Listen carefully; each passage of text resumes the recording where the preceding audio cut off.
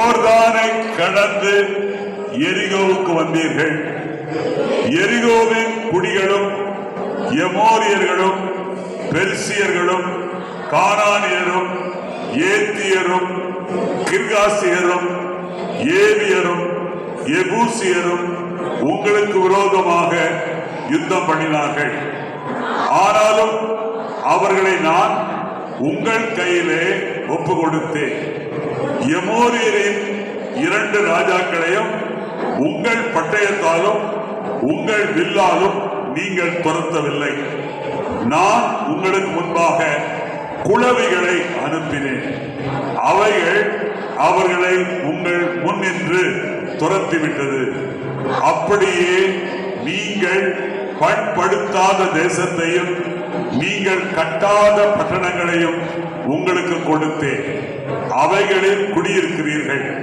நீங்கள் நடாத திராட்சை தோட்டங்களின் பலனையும் ஒலிவ தோப்புகளின் பலனையும் புசிக்கிறீர்கள். ஆகையால் நீங்கள் கர்த்தருக்கு பயந்து அவரை உத்தமமும் உண்மையுமாய் சேவித்து உங்கள் பிதாக்கள் நதிக்கு அப்புறத்திலும் எகிப்திலும் சேவித்த தேவர்களை அகற்றிவிட்டு கர்த்தரை சேவியுங்கள்.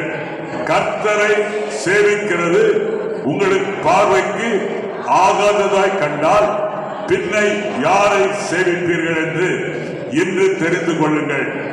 நதிக்கு அப்புறத்தில் உங்கள் பிதாக்கள் சேவித்த தேவர்களை சேவிப்பீர்களோ, நீங்கள் வாசம் பண்ணுகிற தேசத்து குடிகளாகிய எமோரியரின் தேவர்களை சேவிப்பீர்களோ? நானும் என் வீட்டாருமோ வென்றால் கர்த்தரையே சேவிப்போம் என்றார். அப்பொழுது ஜனங்கள் பிரதியுத்தரமாக, வேறே தேவர்களை சேவிக்கும்படி கர்த்தரை விட்டு விலகுகிற காரியம் எங்களுக்கு தூரமாயிருப்பதாக, நம்மையும் நம்முடைய பிதாக்களையும் அடிமைத்தன வீடாகிய எகிப்து தேசத்திலிருந்து புறப்பட பண்ணி நம்முடைய கண்களுக்கு முன்பாக பெரிய அடையாளங்களை செய்து தாம் நடந்த எல்லா வழிகளிலும் நாம் கடந்து வந்த எல்லா ஜனங்களுக்குள்ளும் நம்மை காப்பாற்றினவர் நம்முடைய தேவனாகிய கர்த்தர் தாமே. உட்காருங்கள்.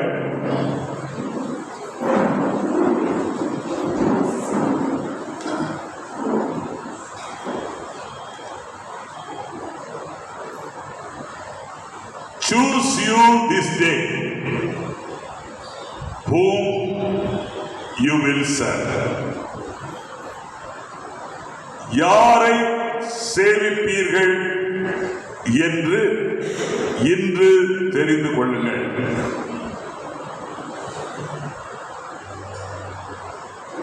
யாரை சேவிப்பீர்கள் என்று இன்று தெரிந்து கொள்ளுங்கள். யோசுவா 24, 14, 15 இரண்டையும் யாராவது ஒருவர் வாசியுங்கள்.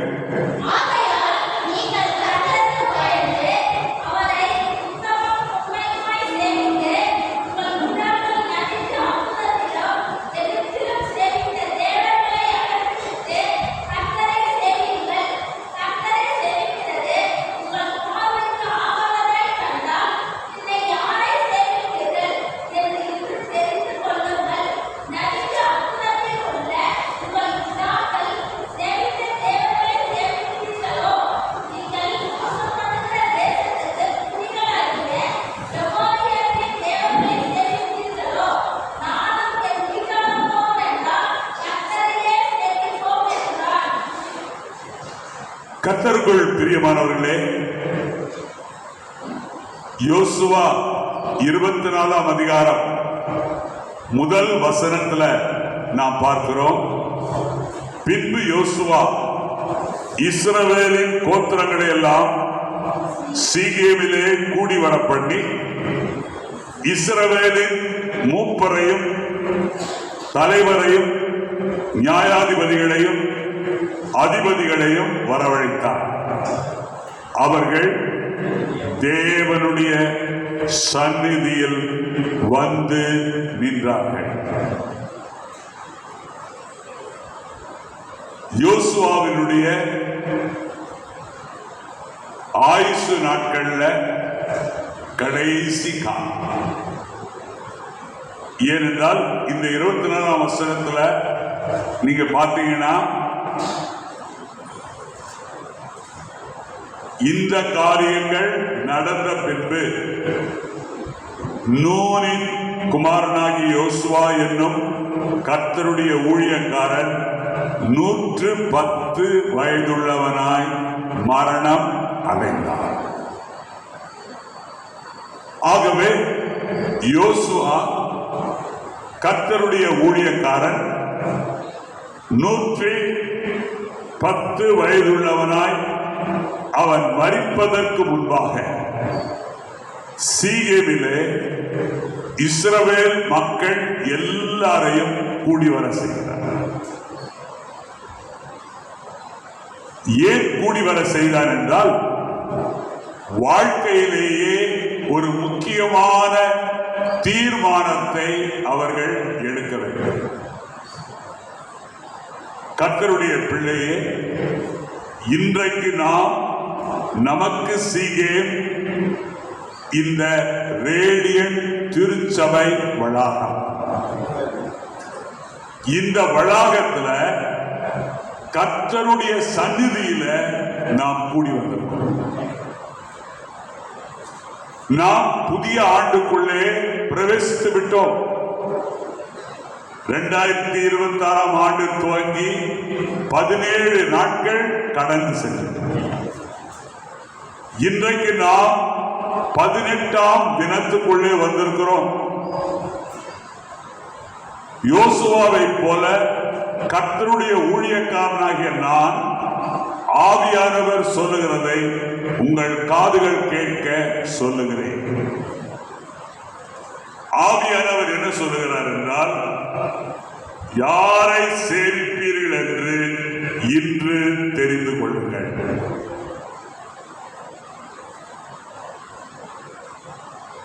யாரை சேவிப்பீர்கள் என்று இன்று தெரிந்து கொள்ளுங்கள். இஸ்ரவேலருக்கு இந்த வார்த்தை சொல்லப்பட்ட பொழுது அவர்கள் குடியிருந்த இடம் எமோரியர்கள் குடியிருந்த இடம். ஆகவேதான் யோசுவா அவர்களை பார்த்து சொல்றாரு,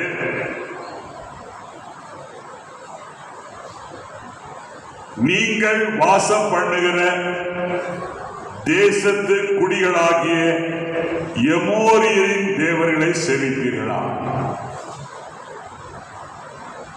கர்த்தருடைய பிள்ளையே, இன்றைக்கு நீ வாழ்க்கையில ஒரு முக்கியமான தீர்மானத்தை எடுக்கணும். உனக்குள்ள ஒரு வைராக்கியம். என்ன தீர்மானம்?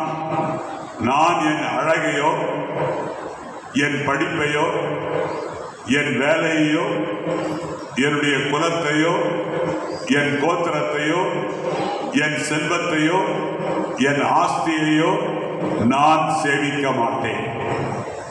நான் யாரை சேவிப்பேன்? கர்த்தராகிய இயேசு கிறிஸ்துவையே சேவிப்பேன் என்று நீங்கள் தீர்மானம் எடுப்பீர்களா? தீர்மானம் எடுக்கக்கூடியவங்களா கையை உயர்த்துவார். அல்லேலூயா சொல்லுவாங்க. அல்லேலூயா, அல்லேலூயா, ஆமென்.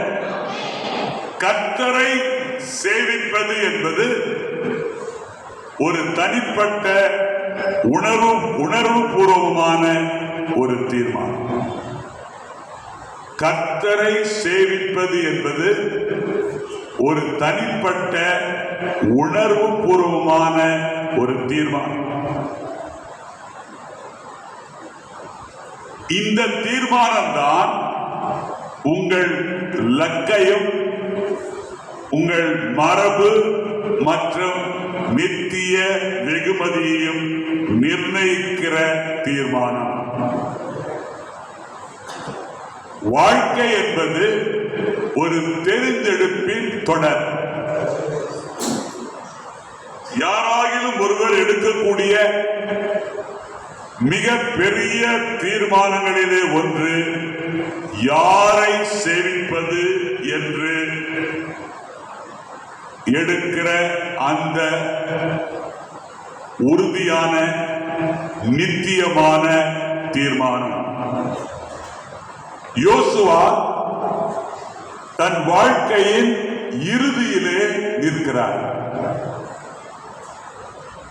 ஊழியத்தின் இறுதிக்கும் யோசுவா வந்துவிட்டார். இந்த வார்த்தைகளை அவர் தேவனுடைய சந்நிதியிலே சொல்லும் பொழுது அவருக்கு 110 வயது. அவர் இஸ்ரவேல் மக்களை எல்லாம் சீகேமிலே கூடி வர செய்து அவர் என்ன சொல்றார் என்றால், அவர்களுக்கு அவர் என்ன செய்தார்? அவர்களை ஒன்றாக கூட்டி ஒரு தீர்மானம் செய்யும்படி அவர்களுக்கு சவால் விட்டார். அல்லேலூயா. என்ன தீர்மானம்? கர்த்தரை முழு இருதயத்தோடும் சேவியுங்கள், அல்லாவிட்டால் வேறே தேவர்களை சேவியுங்கள். இந்த சவால் வெறும் இஸ்ரவேல் தேசத்தாருக்கு மாத்திரமல்ல, ஆனால் நிச்சயம் ஒவ்வொரு தலைமுறையினருக்கும் தீர்மானிக்க வேண்டிய ஒரு தீர்மானம். கர்த்தரை சேவிப்பது ஒரு வாய்ப்பினாலோ அல்லது ஒரு பரம்பரையினாலோ ஒரு சந்ததியினாலோ அல்ல. இது விருப்பமுள்ள இருதயத்திலிருந்து வரக்கூடிய ஒரு உறுதியான தீர்மானம். அல்லேலூயா, அல்லேலூயா. இந்த தீர்மானத்தை நீங்கள் எடுக்கணும்னா உங்களுக்கு அர்ப்பணிப்பு வேணும். இந்த தீர்மானம் உங்களுடைய தனிப்பட்ட அர்ப்பணிப்பிலிருந்து தைரியமான ஒரு பிரகடனத்தை செய்யக்கூடிய ஒரு தீர்மானம். யோசுவா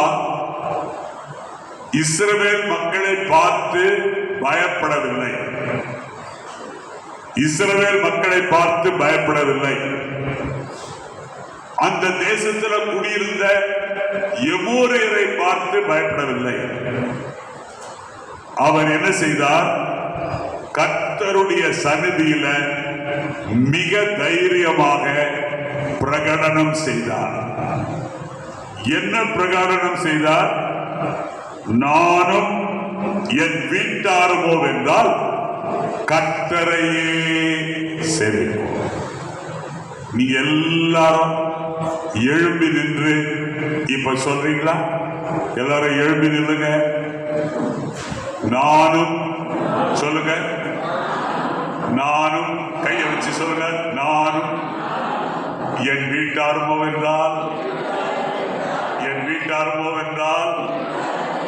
கர்த்தரையே சேவிப்போம். அல்லேலூயா. உட்காருங்க. கர்த்தர் கேட்டார். ஆமென். அல்லேலூயா. கர்த்தருக்குள் அருமையானவர்களே,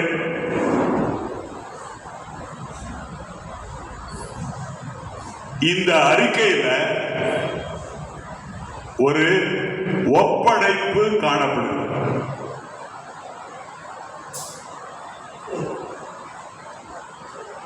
கர்த்தருக்கு ஒட்டுமொத்தமாக உண்மையாக அவரை மாத்திரம் நான் சேவிப்பேன். கர்த்தரை சேவிப்பதுதான் என் வாழ்க்கையின் மையம். To serve God is the center of my life.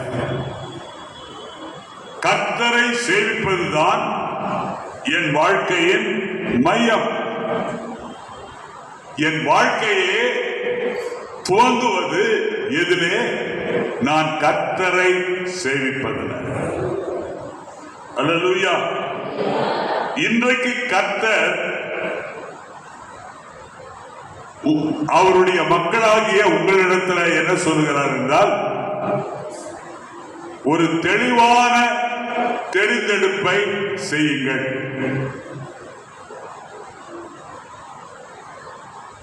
இன்றைய உலகம் நம்முடைய கவனத்தை சிதறச் செய்கிற உலகம். இன்றைய உலகம் சமரசத்தோடு சமரசம் செய்து ஒத்து போகிற உலகம். இன்றைய உலகம் முரண்பாடான மோதல்கள் நிறைந்த உலகம்.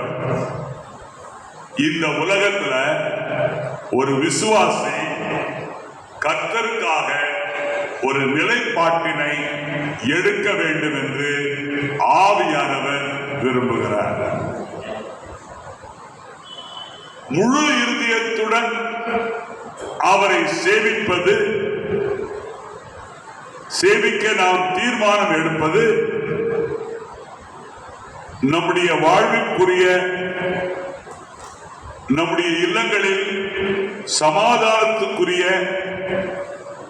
நம்முடைய லக்குகளில் நிறைவேறுதலை நடத்தக்கூடிய ஒரு வழிகாட்டலை நிர்ணயிக்கக்கூடிய ஒரு ஒப்பற்ற தீர்மானம். அல்லேலூயா. ஆமென். இந்த பிரகடனம் இருக்கிறது அல்லவா, நானும் என் வீட்டாரும் என்றால் கர்த்தரையே செய்வோம். இந்த பிரகடனத்தில் நாம் கவனிக்கக்கூடிய முதல் காரியம் என்னவென்றால், கர்த்தரை முழு இருதயத்தோடும் சேவிப்பதற்கான அழைப்பை யோசுவா இஸ்ரவேல் மக்களுக்கு கொடுக்கிறார். அல்லேலூயா. கர்த்தரை சேவிப்பது ஒரு அரை குறை இருதயத்தோடு எடுக்கிற துணிகரமான முயற்சி அல்ல.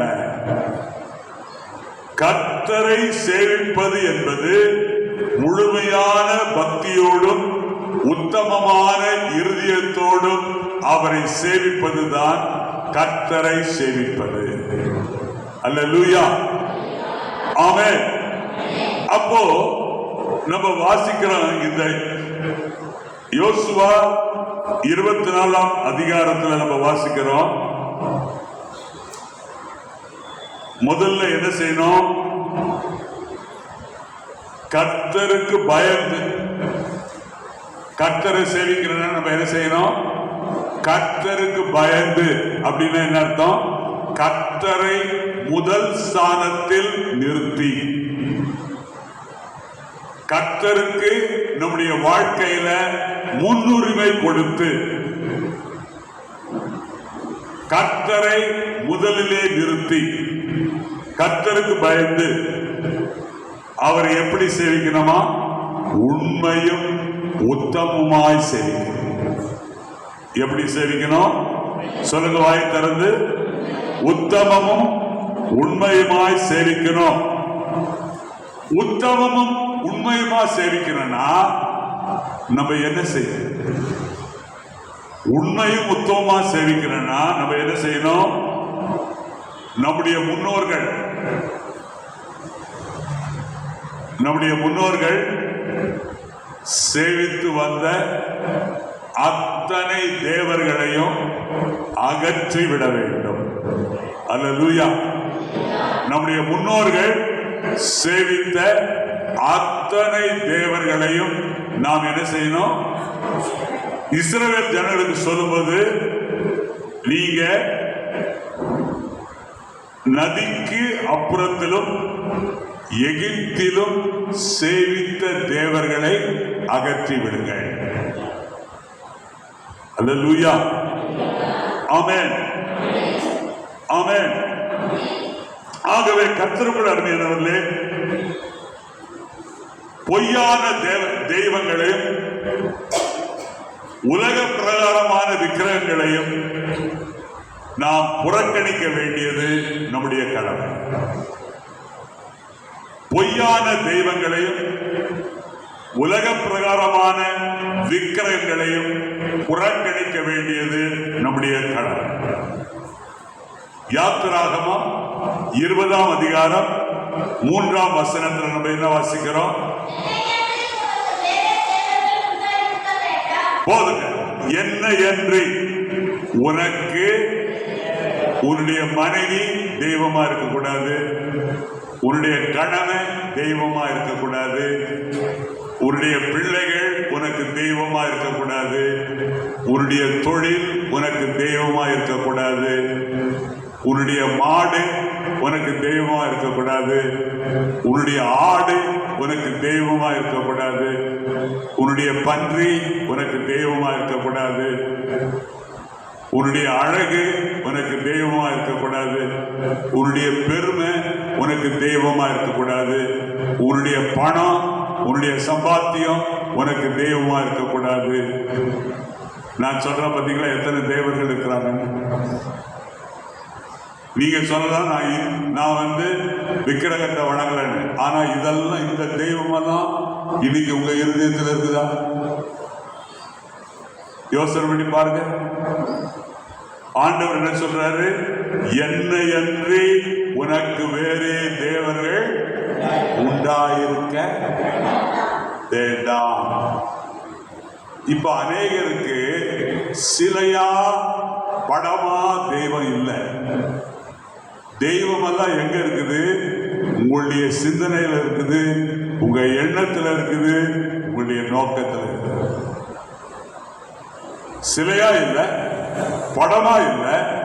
ஆனா எப்படி இருக்குதுன்னா, தெய்வம் உங்க சிந்தனையில, உங்க நோக்கத்துல, உங்க எண்ணத்துல இருக்குது. அன்பான சகோதரனே, அந்த தெய்வங்களை இப்பொழுதே அகற்றுவது. அல்லேலூயா, அல்லேலூயா. அப்போ யோசுவா 24:14 என்ன வாசிக்கிறோம்?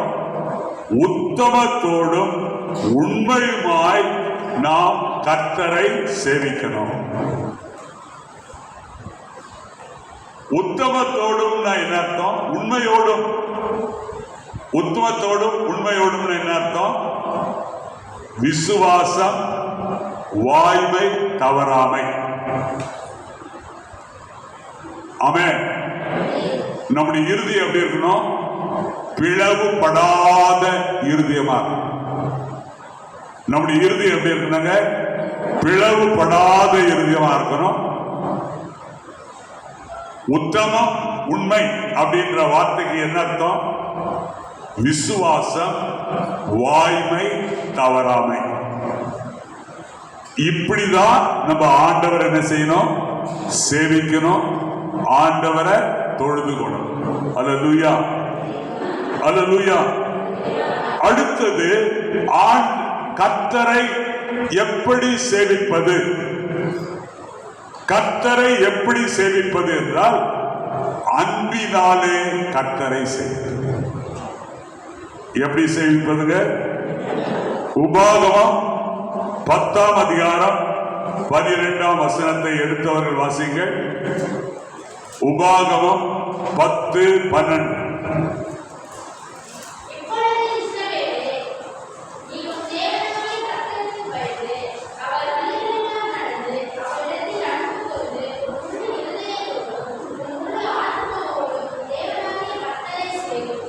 பாருங்க, வசனம் என்ன சொல்றதுன்னா, அவரிடத்துல என்ன செய்யணும்? நம்ம பாடினா மாத்திரம் பத்தாது. நம்ம பாடுறோம், அன்பு கூறுவே, இன்னும் அதிகமாய் ஆராதிப்பேன், இன்னும் ஆர்வமாய் அப்படின்னு பாடுறோம். ஆனா பாடினா பத்தாது. நம்ம என்ன செய்யணும்? கர்த்தரிடத்துல அன்பு கூர்ந்து உன் முழு இருதயத்தோடும், உன் முழு ஆத்மாவோடும், உன் முழு பலத்தோடும், உன்னுடைய முழு சிந்தையோடும் அவரை சேவிக்கணும். அல்லேலூயா, அல்லேலூயா, ஆமென், ஆமென். அடுத்தது எப்படி சேவிக்கணும்னா, நான் கர்த்தரை சேவிக்கிறத பற்றி உங்களுக்கு இப்ப சொல்லிட்டு இருக்கிறேன். அடுத்தது கர்த்தர் அன்பினால கர்த்தரை சேவிக்கணும்ன்றத பார்த்தோம். அடுத்தது கர்த்தரை எப்படி சேவிக்கணும் அப்படின்னு பார்த்தீங்கன்னா, தொடர்ச்சியாக எப்படி சேவிக்கணும்?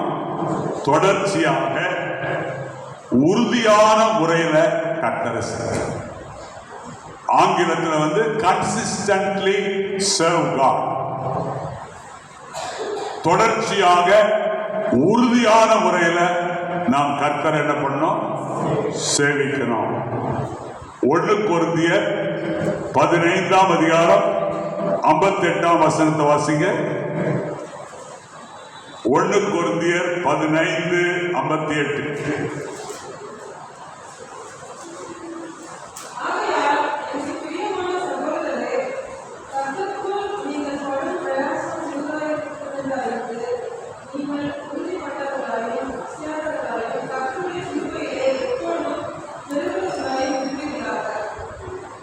கர்த்தருக்கான உங்கள் சேவையானது குறிப்பிட்ட இடைவெளியிலோ தாழ்மையினாலோ சூழ்நிலையினாலோ அல்ல. கர்த்தருக்கான நம்முடைய சேவையானது நிலையான உறுதியான அந்த சேவையாய் இருக்கட்டும். நிலையான உறுதியான சேவையாய் கர்த்தருக்கான சேவை இருப்பதாக. குறிப்பிட்ட இடைவெளியில் மாத்திரம் கர்த்தரை சேவிக்கிறது, சூழ்நிலையினால கர்த்தரை சேவிப்பது என்பது நல்லதல்ல. ஆமென், அல்லேலூயா. பாருங்க, தானியேல் 6:10 வாசிங்க. தானியேல் 6:10.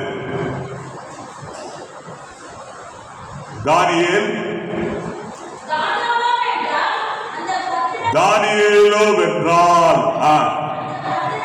அந்த பத்திரத்துக்கு கையெழுத்து வைக்கப்பட்டிருந்த போதிலும் தன் வீட்டுக்குள்ளே போய்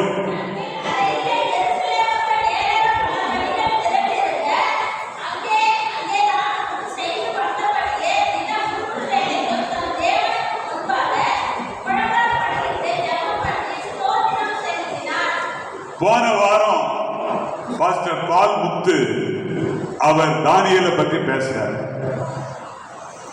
இந்த வசனத்தை அவர் குறிப்பிட்டு சொன்னார். தானியேல் 6:10 அவர் குறிப்பிட்டு சொன்னார். ஆனா தானியேல் பலகணிகளை திறந்தார். தானியேல் யாரு? பாபிலோன் தேசத்தினுடைய பிரதானிகளுக்கு தலைமை பிரதானி.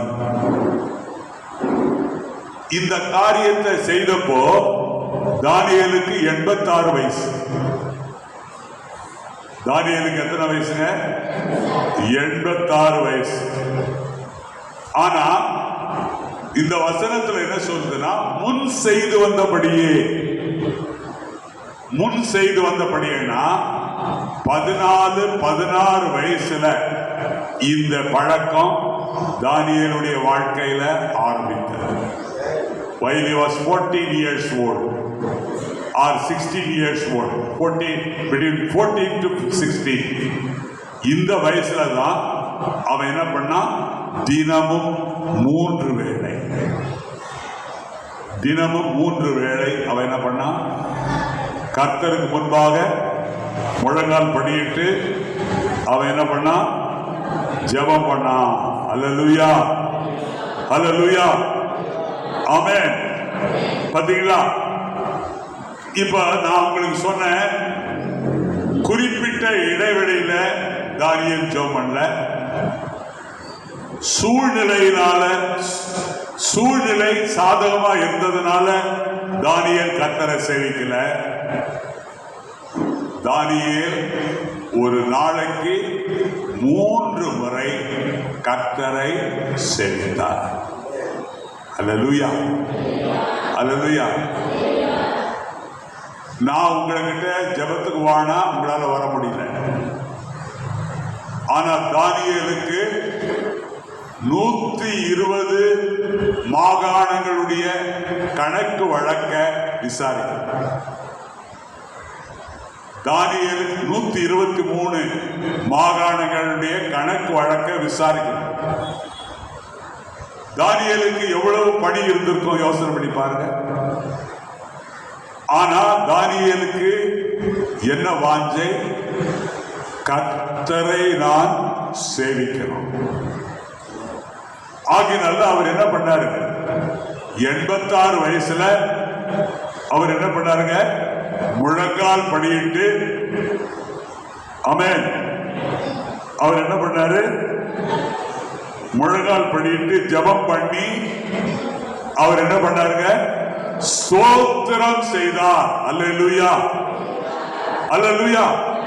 ஒரு கையை உயர்த்தி ஒரு அல்லேலூயா சொல்லுங்க பாருங்க. அல்லேலூயா. இருக்கிற குளிரெல்லாம் வெளியே போட்டோம்.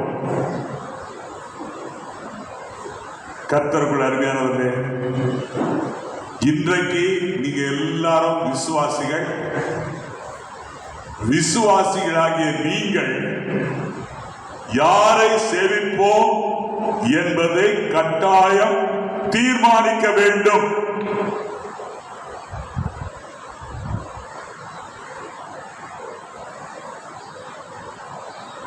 காரணம் என்னன்னா, அடிக்கடி நம்முடைய வாழ்க்கையில மற்றவர்களோடு கூட சமரசம் செய்யக்கூடிய வாய்ப்புகள் உண்டாகும்.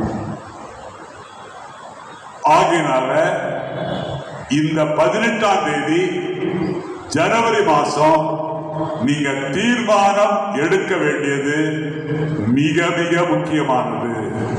அல்லேலூயா, அல்லேலூயா. கர்த்தரை சேவிப்பது என்பது ஒரு சடங்காச்சாரம் அல்ல. கர்த்தரை சேவிப்பது என்பது உங்களுடைய வாழ்க்கை. கர்த்தரை சேவிப்பது என்பது மத சடங்காச்சாரம் அல்ல. கர்த்தரை சேவிப்பது என்பது உங்களுடைய வாழ்க்கை. நீ என்னைக்கு கர்த்தரை சேவிக்கிறாயோ அன்றிலிருந்து உன்னுடைய வாழ்க்கை துவங்குகிறது. அல்லேலூயா. உபாகமம் 30ஆம் அதிகாரம் 19ஆம் வசனத்தை வாசிங்கள். உபாகமம் 30ஆம் அதிகாரம் 19ஆம் வசனம்.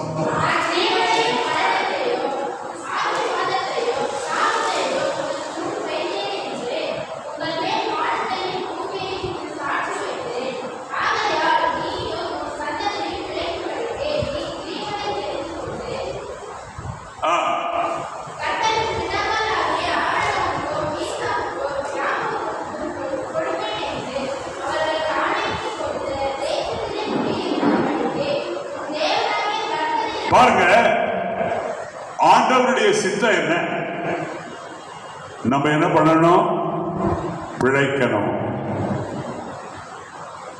யாரும் சாகக்கூடாது.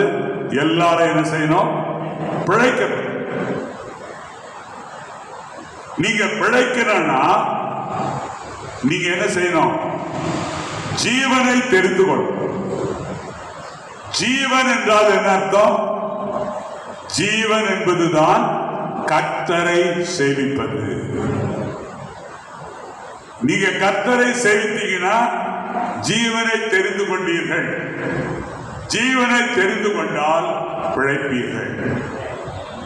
அல்லேலூயா, ஆமென். அப்போ மத்தேயு 6ஆம் அதிகாரம் 24ஆம் வசனத்தை வாசிங்க. மத்தேயு 6:24.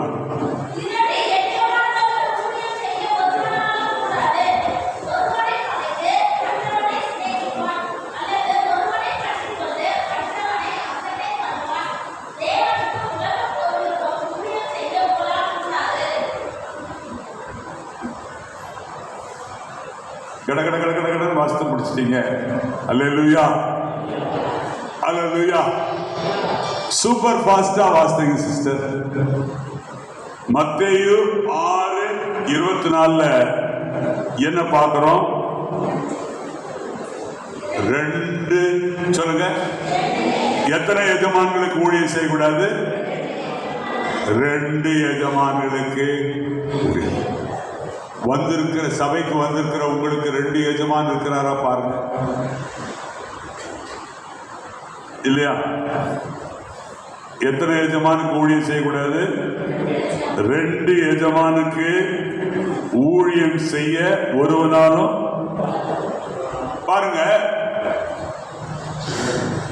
ஒவ்வொருத்தருடைய ஒரு சில பேருடைய வாழ்க்கையில 2 எஜமான் இருக்கிற மாதிரி தெரியும். ஆனா நீங்க உண்மையிலேயே பார்த்தீங்கன்னா ஒரு எஜமான், அந்த 2ல 1க்கு தான் அவங்க என்ன பண்ணிட்டு இருப்பாங்க?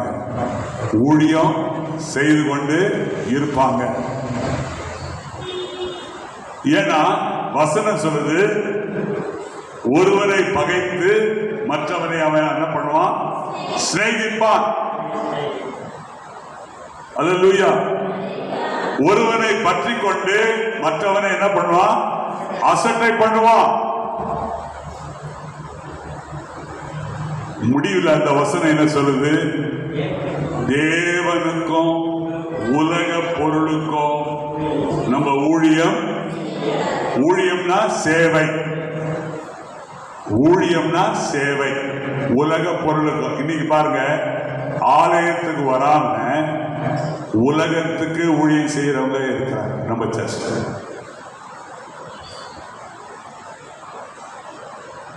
ஆகினால நம்ம ஜாக்கிரதையா இருக்கணும். ஞாயிற்றுக்கிழமை வந்துச்சியா, சபை கூடி வருதலை நாம் என்ன செய்யக்கூடாது? எபிரேயர் 10:25 பிரகாரம் சிலர் விட்டு விடுகிறது போல நாமும் என்ன செய்யக்கூடாது? விட்டுவிடக் கூடாது. ஏன் சபையை கூடி வர செய்யறோம்? கர்த்தரை சேவிக்க. அல்லேலூயா. சபை ஏன் கூடி வரோம்? கர்த்தரை சேவிக்க. அப்போ நம்ம கர்த்தரை சேவிக்க இன்றைக்கு நாம் தெரிந்தெடுக்கும் போது அந்த தெரிந்தெடுப்பு குழப்பமான தெரிந்தெடுப்பு அல்ல, தெளிவான தெரிந்தெடுப்பு. அல்லேலூயா. 1 ராஜாக்கள் 18ஆம் அதிகாரம் 21ஆம் வசனத்தை வாசிங்க. 1 ராஜாக்கள் 18:21. அப்பொழுது எலியா சகல ஜனத்தண்டைக்கு வந்து, நீங்கள் எந்த மட்டும் 2 நினைவுகளால் குந்தி குந்தி நடப்பீர்கள்? கர்த்தர் தெய்வமானால் அவனை பின்பற்றுங்கள், பாகால் தெய்வமானால் அவனை பின்பற்றுங்கள். ஜனங்கள் பிரதியுத்தரமாக அவனுக்கு ஒன்றும் சொல்லவில்லை.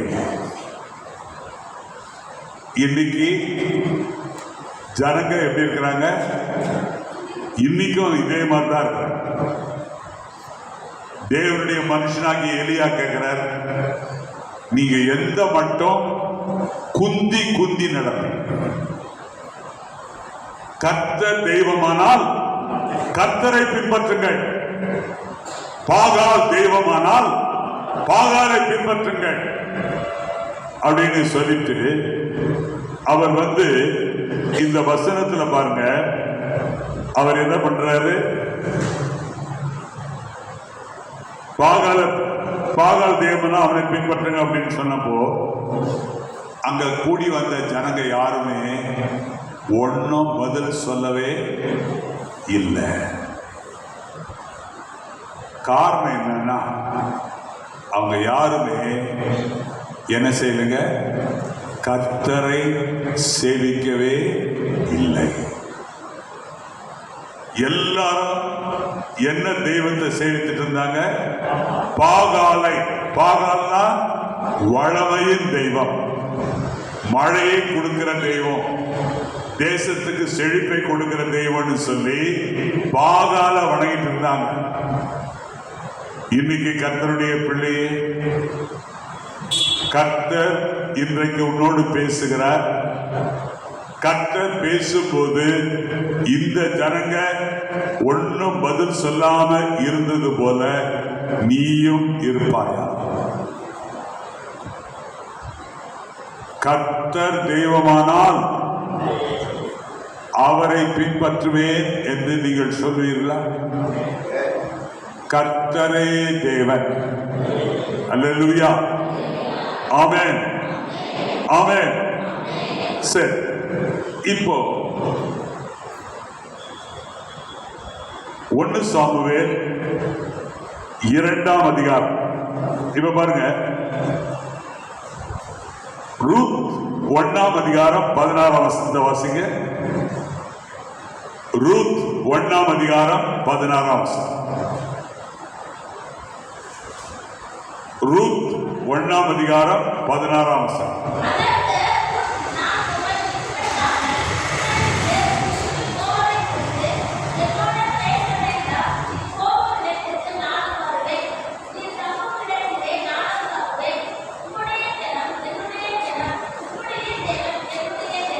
பாருங்க, அவள் ரூத் தன் வாழ்க்கையில ஒரு உறுதியான, நிலையான, மாறாத ஒரு தீர்மானத்தை எடுக்கிறாள்.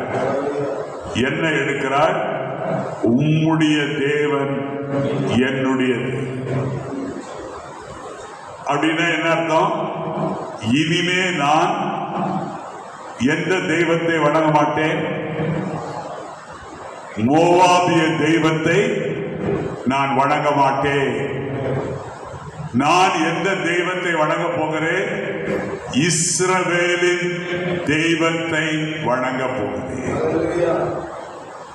ஆகவே அவள் என்ன செய்தாள்? நான் இனிமேல் உம்முடைய ஜனம் என்னுடைய ஜனம், உம்முடைய தேவன் என்னுடைய தேவன் என்று சொல்லி அவள் கர்த்தரை சேவிக்க தன் வாழ்க்கையை அர்ப்பணித்தார். அல்லேலூயா, அல்லேலூயா, ஆமென், ஆமென். இப்ப நீங்க கேட்கலாம், நான் கர்த்தரை சேவித்தால் எனக்கு என்ன பலன்? கர்த்தர் எனக்கு வெகுமதி கொடுப்பாரா, ஈவு கொடுப்பாரா என்று கேட்டால் நிச்சயமாய் கொடுப்பார். 1 சாமுவேல் 2ஆம் அதிகாரம் 30ஆம் வசனத்தை வாசிங்க. 1 சாமுவேல் 2:30.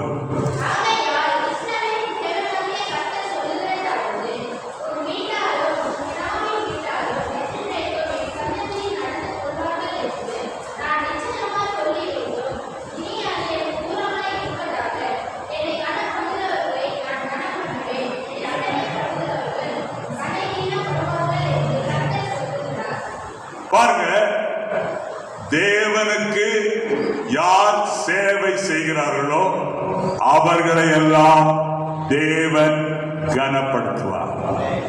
அல்லேலூயா. உண்மையாய் கர்த்தரை சேவிக்கிறவர்களை கர்த்தர் என்ன செய்வார்னா உயர்த்தி அவர்களை கனப்படுத்துவார். கர்த்தர் உங்களை வாலாக்காமல் தலையாக்குவார். உங்களை கர்த்தர் கீழாகாமல் மேலாக செய்வார். அல்லேலூயா, ஆமென். அடுத்தது, யார் யார் கர்த்தரை சேவிக்கிறார்களோ அவர்களுக்கு கர்த்தர் என்ன செய்வார் என்றால் முன் ஏற்பாடுகளை செய்வார். கர்த்தர் என்ன செய்வார்? முன் ஏற்பாடுகளை செய்வார், அவர்களை பாதுகாப்பார். அல்லேலூயா.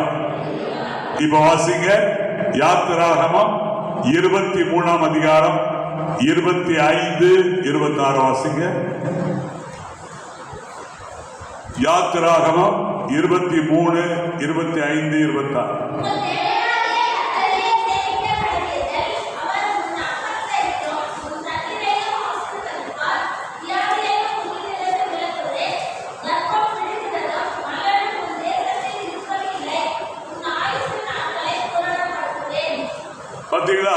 ஆண்டவர் என்னென்ன நன்மைகளை செய்யறார் பார்த்தீங்களா?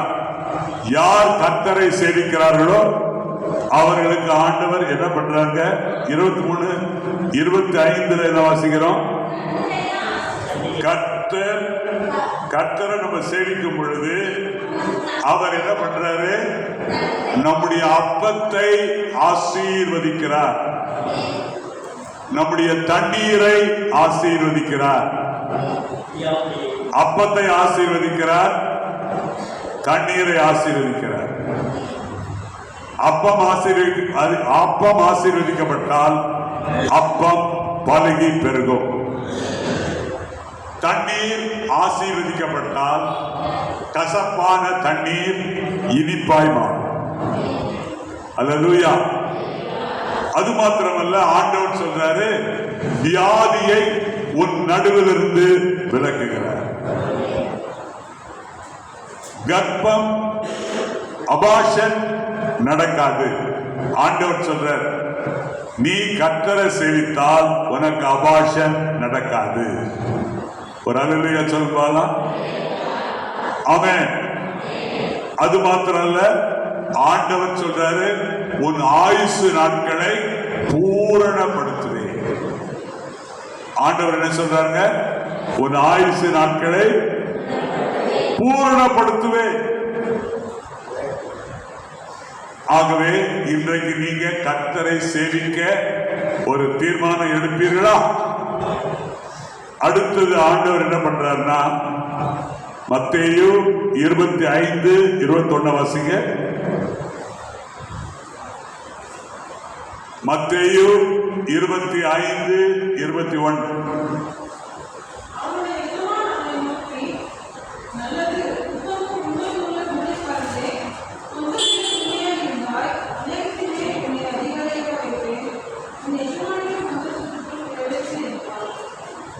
பாருங்க, இந்த வசனத்துல வாசிக்கிறோம்,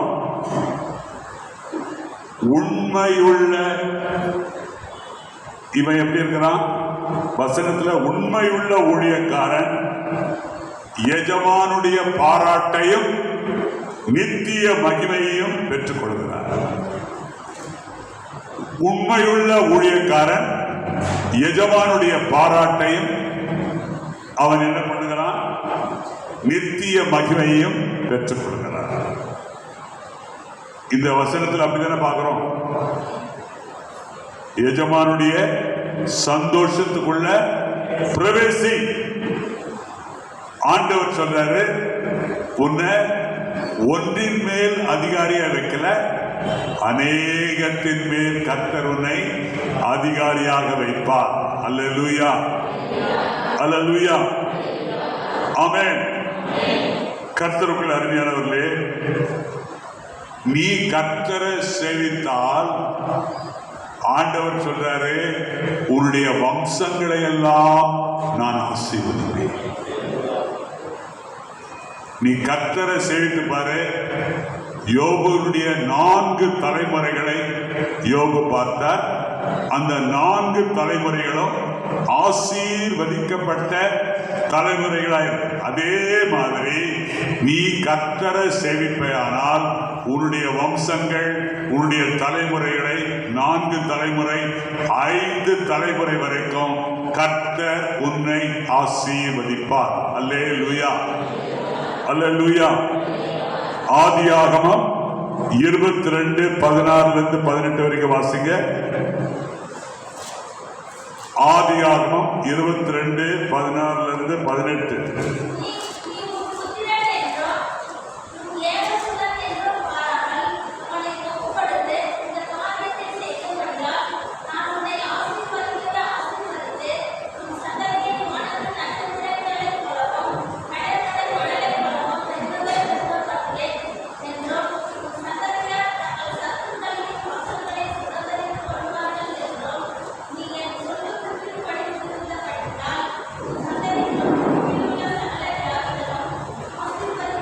பாருங்க, ஆபிரகாம் கர்த்தரை சேவித்தார்.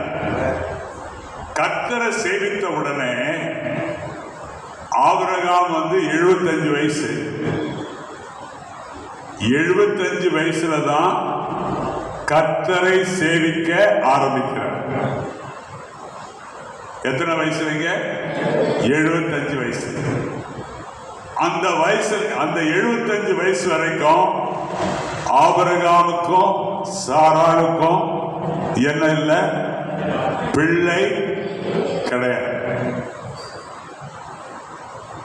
ஆண்டவர் முதல்ல என்ன பண்றாரு? ஆபிரகாமையும் சாராளையும்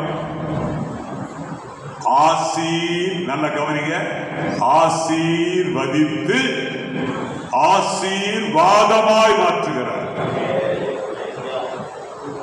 உன்னையும் கூட கர்த்தர் ஆசீர்வதித்து நீ வீட்டுக்கும் தெருவுக்கும் ஊருக்கும் ஆசீர்வாதமாய் இருக்க கர்த்தர் மாற்றுவார் என்று நீ நினைக்கிறாயா? யோசிக்கிறாயா? நம்புகிறாயா? விசுவாசிக்கிறாயா? அல்லேலூயா. அதுதான் முதல்ல செய்தார். அதற்கப்புறம் ஆண்டவர் என்ன சொல்றாரு? உனக்கு பிள்ளை இல்லை இல்லையா? வானத்து நட்சத்திரங்களை போல நான் என்ன பண்ணுவேன்? உன் சந்ததிய பெருக பண்ணுவேன். அது மாத்திரல்ல, உன் தேசம் விரிவான தேசமாய் மாறும். அது மாத்திரல்ல, பூமியில் இருக்கிற எல்லா தேசங்களிலும் ஒரே தேசம்தான் ஆசீர்வதிக்கப்பட்டிருக்கும். அந்த தேசம் இஸ்ரவேல் தேசம். இன்னைக்கு கூட இஸ்ரவேல் தேசம் மற்ற தேசங்களை காட்டிலும் ஆசீர்வதிக்கப்பட்டிருக்கு. ஆமென், அல்லேலூயா, ஆமென். ஆகவே கர்த்தருடைய பிள்ளையே, நீ ஆசீர்வாதமா மாறணும், உன் சந்ததி பெருகணும். அது மாத்திரல்ல, அநேக தேசங்களுக்கு மத்தியில, அநேக குடும்பங்களுக்கு மத்தியில நீ ஆசீர்வாதமாய் இருக்க. அதற்கு ஒரே வழி கர்த்தரையே சேவிக்க. விக்கிரகத்தை நீ சேவித்தாயானால் ஆண்டவர் உன்னை என்ன செய்வார்? உன் மேல் கர்த்தர் நியாய தீர்ப்பை கொண்டு வருவார். நீ விக்கிரகத்தை ஆராதனை பண்ணி பாரு, விக்கிரகத்தை சேவித்து பாரு, கர்த்தர் உன் மேல் நியாய தீர்ப்பை கொண்டு வருவார். உபாகமம் 8ஆம் அதிகாரம் 19ஆம் வசனத்தை வாசிங்க. உபாகமம் 8.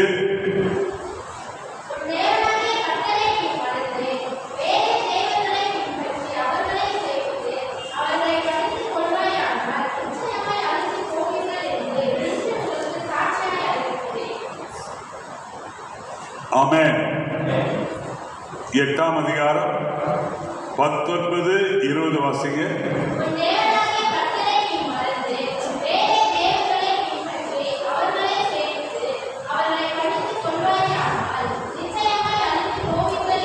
பாத்தீங்களா? கர்த்தரை பின்பற்றாம வேற தேவர்களை சேவித்தால் ஆண்டவர் சொல்றாரு, நான் உங்களை என்ன பண்ணுவேன்?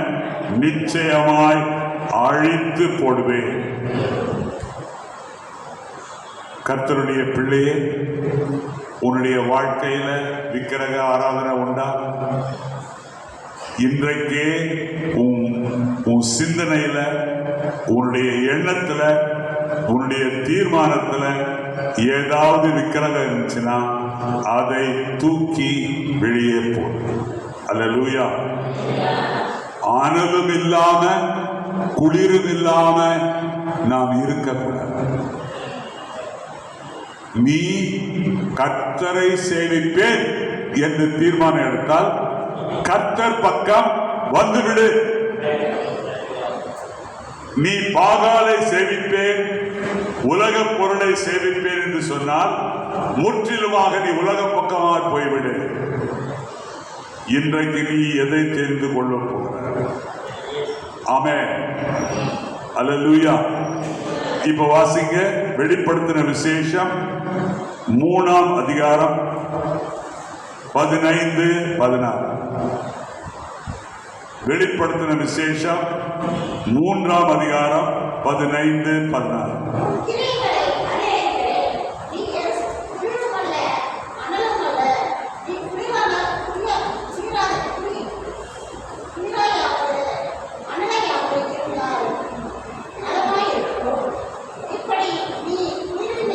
இப்படி நீ குளிருமின்றி அனலுமின்றி வெதுவெதுப்பாய் இருக்கிறபடியினால் உன்னை என் வாயினின்று வாந்தி பண்ணி போடுவேன் என்று கர்த்தர் சொல்கிறார். கர்த்தருடைய பிள்ளை,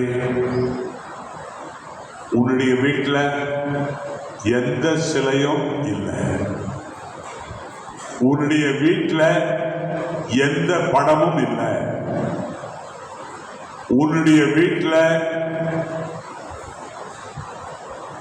எந்த பொம்மையும் இல்லை. ஆனா உன்னுடைய இருதயத்துல என்ன இருக்குதுன்றத கொஞ்சம் பாருங்க. இன்னைக்கு ஆலயத்துக்கு வராம எத்தனை பேர் கர்த்தரை சேவிக்காம கர்த்தருடைய பிரசன்னத்தை புறக்கணிச்சிருக்கிறாங்க. இன்றைக்கு நாம்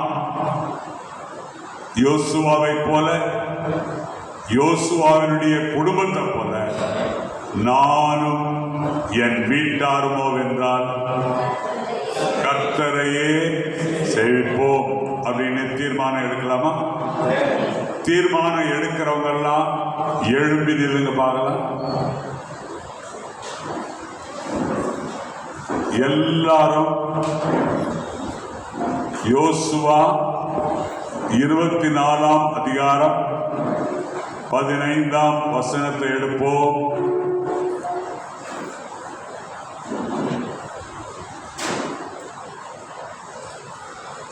யோசுவா 24:15 எல்லாரும் சேர்ந்து வாசிக்கலாங்களா? யோசுவா 24:15 கர்த்தரை சேவிக்கிறது உங்கள் பார்வைக்கு ஆகாததாய் கண்டால் பின்ன யாரை சேவிப்பீர்கள் என்று இன்று தெரிந்து கொள்ளுங்கள். நதிக்கு அப்புறத்தில் உங்கள் பிதாக்கள் சேவித்த தேவர்களை சேவிப்பீர்களோ, நீங்கள் வாசம் பண்ணுகிற தேசத்து குடிகளாகிய எமோரியரின் தேவர்களை சேவிப்பீர்களோ, நானும் என் வீட்டாரும் அவென்றால் கர்த்தரையே சேவிப்பேன். எல்லாரும் வலது கரத்தை உயர்த்துங்க. எல்லாரும் சொல்லுங்க, நானும் என் வீட்டாருமோ என்றால் கர்த்தரையே சேவிப்போம். நிச்சயமா கர்த்தர் உங்களை கனப்படுத்துவார். உங்க அப்பத்தை கர்த்தர் ஆசீர்வதிப்பார். உங்கள் தண்ணீரை கர்த்தர் ஆசீர்வதிப்பார். அபாஷன் உங்களுக்கு நடக்காது. கர்த்தர் உங்களுடைய ஆயுசு நாட்களை பெருக பண்ணுவார். அல்லேலூயா, அல்லேலூயா. இப்பொழுது நாம் நம்முடைய பாடல் புஸ்தகத்தில் 161ஆம்